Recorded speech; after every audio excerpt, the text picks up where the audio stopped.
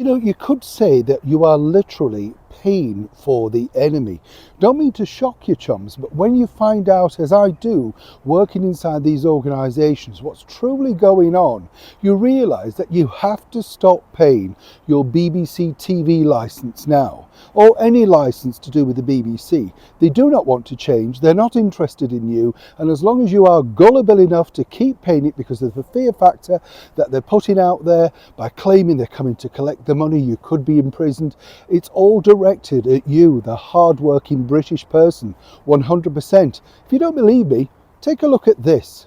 Morning, nice to see you, chums. Thank you so much as ever for your time today, and welcome one and all brand new subscribers. It is lovely to have your company. Sorry to be so direct on this, but honestly it incenses you, because you would have thought, as I told you a couple of days ago, the absolute disgraceful disrespect that the BBC showed Catherine, the Princess of Wales, on such an important day. I mean, you could understand it, for instance, if they wanted to be glib on something a little bit frivolous, perhaps, something that she's doing with children, whatever. Nothing really deserves the disrespect to somebody of that stature. If you didn't describe, for instance, say, the Director General as the Director General, oh, they get very upset. This is the man, of course, who had to resign in complete abject shame, because the bottom line is he couldn't run the organisation. Do not forget, this is the BBC Director General that let go of 200 grand because he couldn't control the paedophile that is Hugh Edwards. Right?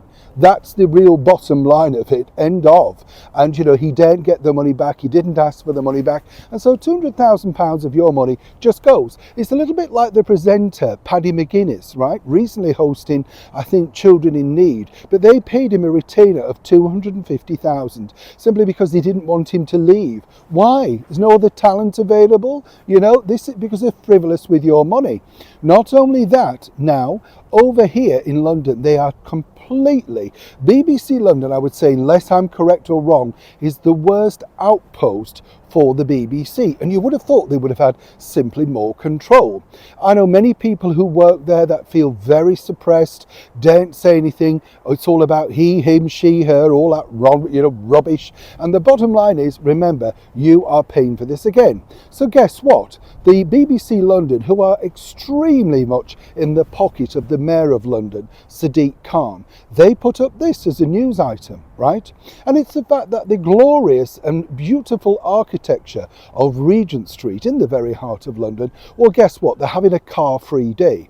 And this is basically another idea of Sadiq's to make sure that, well, it keeps people off the streets, right? So you can't do your Christmas shopping, you can't go on a bus. If you want to go Christmas shopping now in Regent Street, you got to trudge up and down. Who's got the energy for that? End of, right? So you're just literally making sure retailers suffer. But it's the wording. You look at the wording, festive, right? Not Christmas, festive street. However, totally different thing when the BBC want to report on Happy Ramadan. Guess what? From an excellent source inside BBC London, they were told that they had to put this out, and if they kick back, well, then they could be in a bit of a problem, i.e. they could be fired or lose their job. I kid you not. Now, why do they do this? Well, the bottom line is apparently people are triggered inside BBC London, triggered by the word Christmas. They don't feel comfortable with it. How about we don't feel comfortable with many other situations that perhaps we don't necessarily like here in the Christian country that is the United Kingdom? Well, but we're not allowed to say that.